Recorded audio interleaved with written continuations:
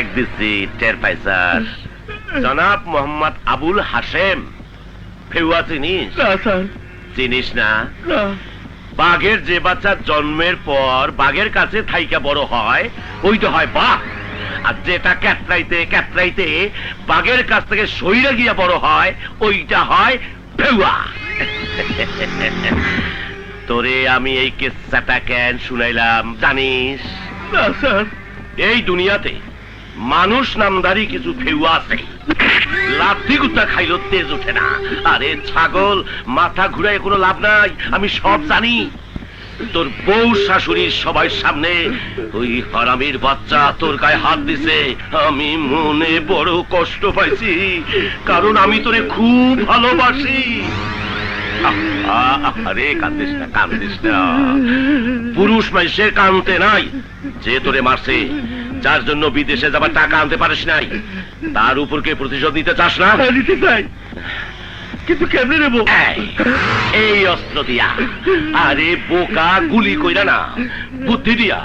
শোন, রবিকে চাকরির জন্য যে কার্ডটি দিয়েছি এবং তাতে যে ঠিকানা লেখা আছে, তা সে কোনোদিনই খুঁজে পাবে না। তাই ওকে ফলো করবি, আর ও খুঁজতে থাকবে আমার দেয়া কার্ডের ঠিকানা। সুযোগ বুঝা ওর ব্যাগের মধ্যে মালটা ঢুকাইয়া দিবি, বুঝছস?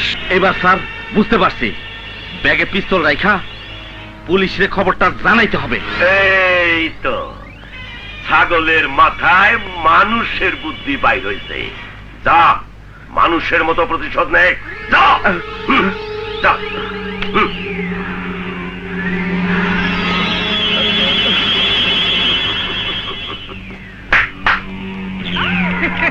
এই যে মোহাম্মদ আব্দুল কাইয়ুম মোসাম্মদ কুলসুম বেগম। ও ঠিক বুঝতে পেরেছি।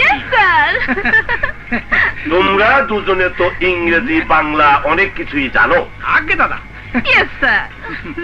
আচ্ছা, বৈজ্ঞানিকেরা যখন প্রথম চাঁদের দেশে রকেট পাঠাইছিল, তখন রকেটে কারা ছিল জানা?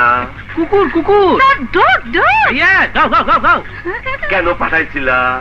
এই জন্য পাঠিয়েছিল, প্রাণীটি বাঁচতেও পারে, মরতেও পারে। কুকুরের জীবন তো মূল্যহীন, তাই কুকুরকে পাঠিয়েছিল। হ্যাঁ, তাহলে আমি যারে প্রথম পাঠাইছি সে আমার কে? দাদা, শত্রু। আর এখন যারে পাঠাইছি? দাদা, ভেজাল। ওই বেটা কাউয়া, বুদ্ধি দে, এখন কি করা উচিত? দাদা দাদা দাদা, একটা ক্লিক মারতে হবে। Sir, that is camera and